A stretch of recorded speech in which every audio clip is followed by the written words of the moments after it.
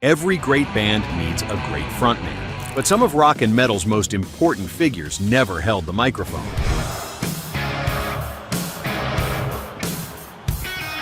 They stood to the side, wielding guitars or sitting behind drum kits, quietly outshining the singers who got all the credit.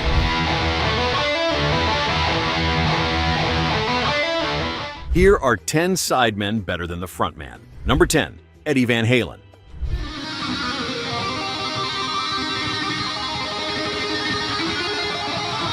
In his memoir, Brothers, Alex Van Halen confirmed that David Lee Roth's departure from the band in 1985 was driven by jealousy over how guitarist Eddie was always in the spotlight. Roth kept asking Eddie to play fewer guitar solos. He wanted to be a movie star.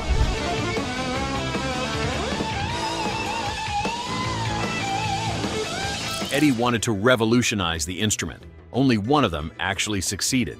The band was literally named after their family. Gene Simmons saw Van Halen at Hollywood's Starwood Club in 1976 and was so blown away he signed them to his production company, flying them to New York and recording a demo partly at Electric Lady Studios.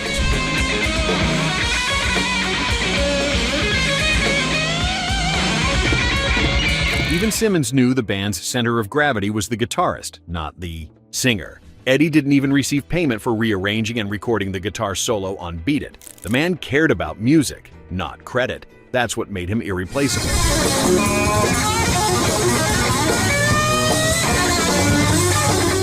Number 9, Tony Iommi.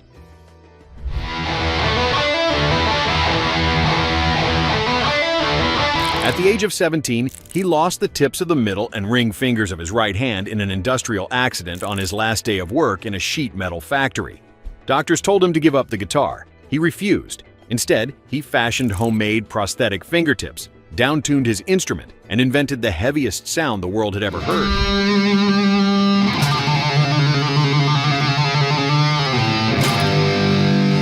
Without Tony Iommi, heavy metal as we know it simply would not exist. He co-founded Black Sabbath in 1968 and was the guitarist, leader, main composer, and only constant member during the band's existence for over 50 years.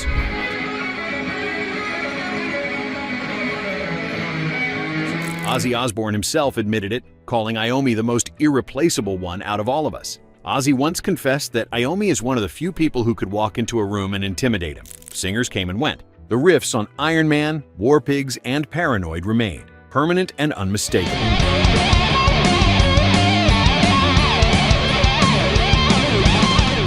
Number 8, Dimebag Darrell.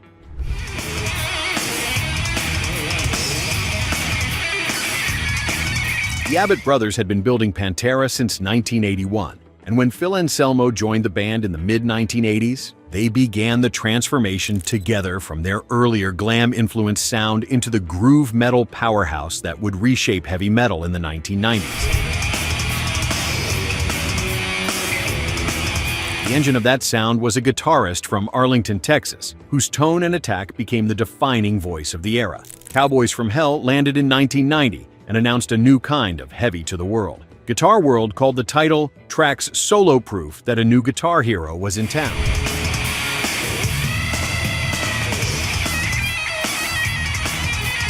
Vulgar Display of Power followed in 1992 and sold over 2 million copies in the United States alone. Far Beyond Driven debuted at number 1 on the Billboard 200 in 1994. Every milestone traced back to one man's fretwork. Anselmo screamed over it. Dimebag created it. Number 7, Ritchie Blackmore.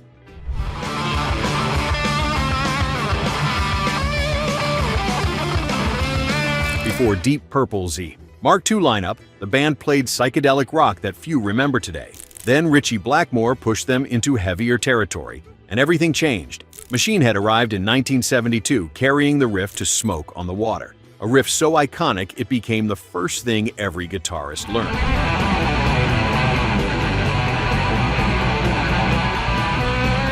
Though the song is credited to all 5 members of Deep Purple, the guitar signature is unmistakably Blackmore's work. Blackmore cycled through vocalists like Spare Parts. Gillan left, David Coverdale arrived, then Coverdale left, then Gillan returned.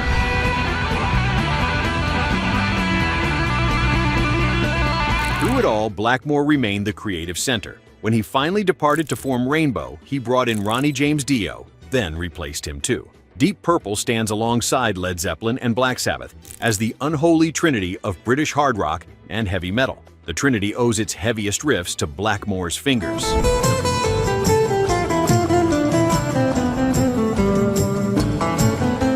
Number 6. Randy Rhoads.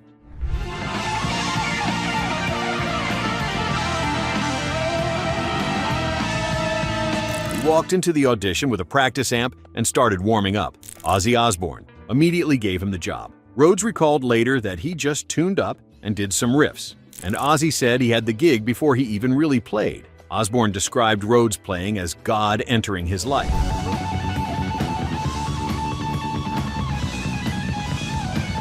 Rhoads became Ozzy's first full-time guitarist, joining the singer as he launched his solo career after his departure from Black Sabbath. With Rhoads as his six-stringed gunslinger, Ozzy launched one of the most successful solo runs in rock history. Blizzard of Oz in 1980 and Diary of a Madman in 1981 became instant classics.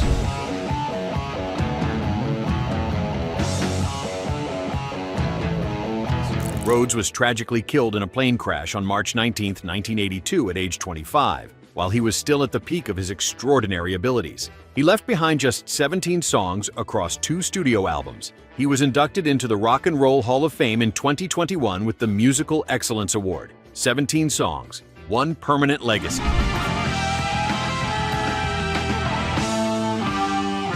Before we continue, which sideman on this list hit you the hardest so far? Was it the guitarist, the drummer, the one who got overlooked for decades? Drop a comment and let us know where you're watching from. Number 5. Neil Peart.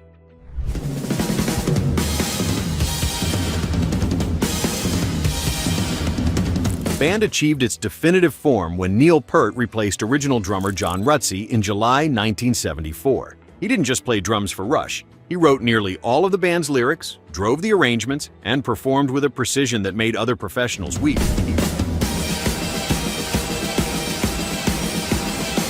He earned an induction into the Modern Drummer Readers Poll Hall of Fame in 1983 at the age of 30, making him the youngest person ever so honored. Rush released 19 studio albums, selling more than 40 million records worldwide. Before Peart, Rush was a competent blues rock band from Toronto. After Peart, they were progressive legends. Rush's sales statistics placed them among the very top tier of rock bands for consecutive gold or platinum albums. Geddy Lee's voice was the signature. Peart's mind was the architecture.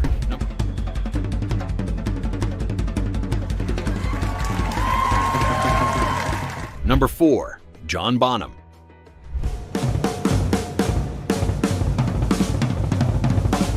When he died on September 25, 1980, Led Zeppelin did not audition a replacement. They did not hold meetings about continuing. They simply stopped. 3 of the most talented musicians in rock history looked at each other and agreed. Without him, there was no point.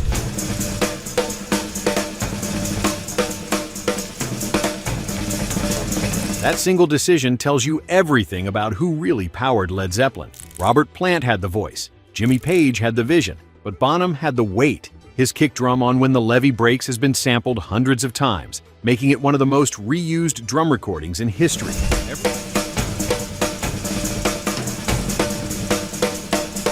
Every hard rock and metal drummer who followed owes something to John Bonham. The man they called Bonzo was never just a sideman. He was the foundation.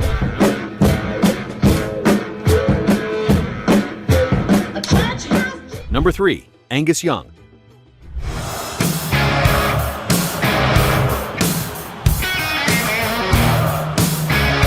Back in Black sold over 50 million copies worldwide and became one of the best-selling albums of all time. 2 different frontmen sang on AC/DC's biggest records. The common thread was never the singer.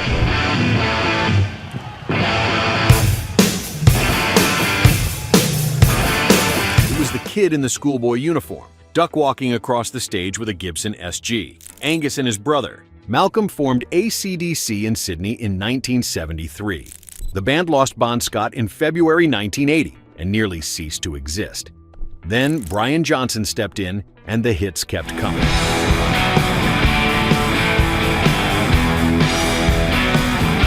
singers were interchangeable. The Young brothers were not. When Malcolm's health declined and he passed away in 2017, the loss cut deeper than any vocalist change ever could. Angus carried on, because AC/DC has always been his band.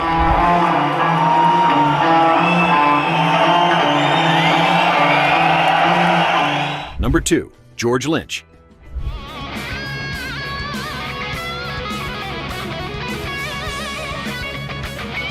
In the 1980s, Dokken sold millions of records on the strength of hits like Alone Again and In My Dreams. Don Dokken sang the melodies, but everyone in the Los Angeles metal scene knew the truth. The real draw was the guy shredding behind him. George was up for the position of Ozzy's lead guitarist in 1979, losing to Randy Rhoads, and again auditioned around 1982, rehearsing with the band before ultimately being let go.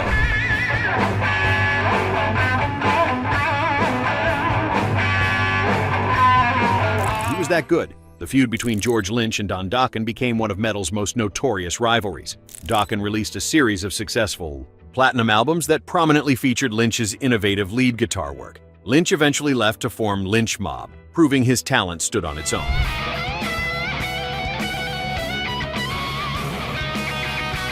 Don Dokken continued, but the magic was gone. Tooth and Nail, Into the Fire, Unchain the Night. Every Dokken track that still holds up does so because of Lynch's fretwork. The frontman got the credit, the sideman earned it.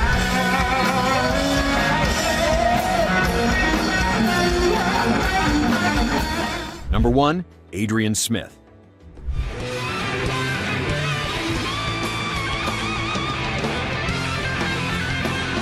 In the world of Iron Maiden, Bruce Dickinson gets the glory. The soaring vocals, the theatrical stage presence, the fencing, the flying. But quietly, consistently, across 4 decades, one guitarist has been the band's true secret weapon.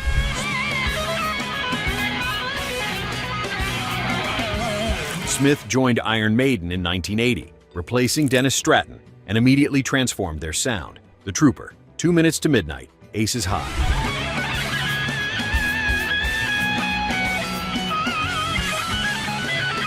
The greatest Maiden songs share one thing in common. Smith's melodic phrasing and razor-sharp leads run through all of them. When Smith left the band in 1990, the albums recorded without him are widely considered the weakest in Maiden's catalog.